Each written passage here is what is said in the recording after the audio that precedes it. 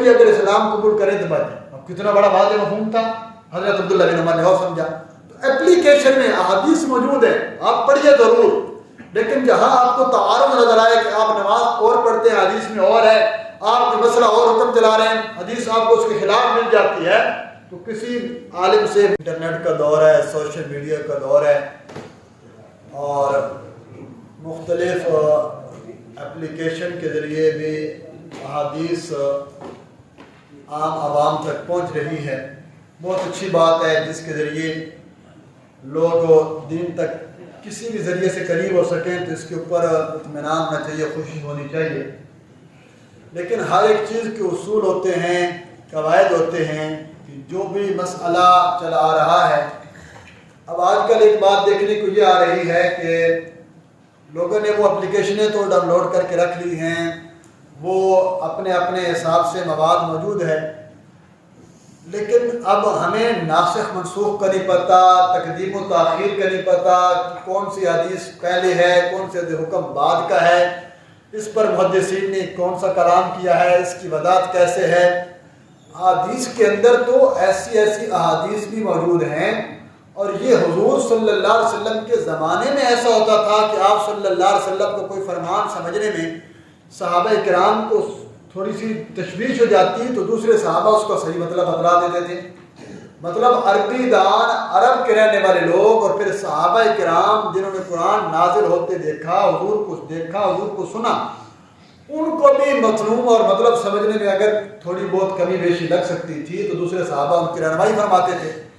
تو آج کے دور میں اگر کوئی بندہ اس اپلیکیشن کو, میں اس کی مثال دے دیتا ہوں, مثلا حضرت عبداللہ بن عمر رضی اللہ تعالیٰ عنہما والی میں نے آپ کو مثال دی تھی کہ انہوں نے یہ سمجھ لیا کہ آپ صلی اللہ علیہ وسلم نے فرمایا تھا ایک یہودن عورت کا جنازہ گزرا اور اس کے گھر والے پیچھے رو رہے تھے. آپ نے فرمایا کہ یہ رو رہے ہیں اور اس کو عذاب ہو رہا ہے. یہ حدیث کا الفاظ.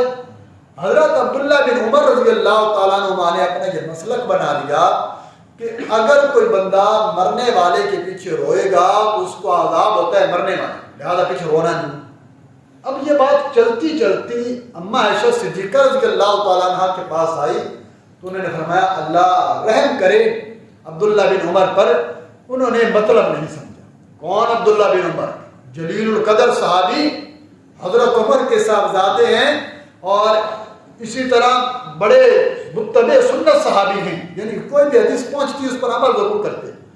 تو اماں عائشہ نے فرمایا کہ اصل میں اس حدیث کا مطلب یہ ہے کہ آقا کریم صلی اللہ علیہ وسلم کہنا یہ چاہتے تھے کہ اس عورت کو یہودن ہونے کی وجہ سے عذاب ہو رہا ہے اور یہ اس کے جانے پر رو رہے ہیں.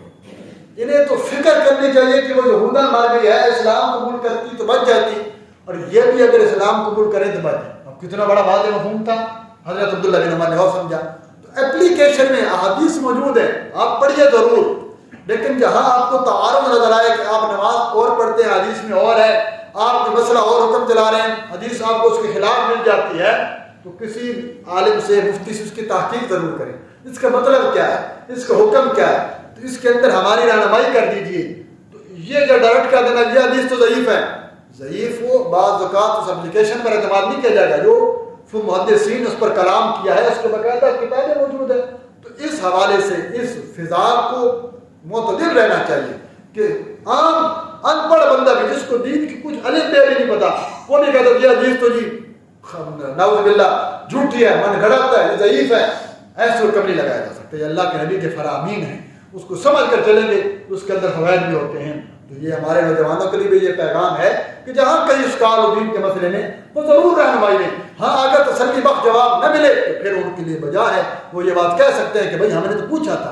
اتنی تحقیق ضرور ہونی چاہیے.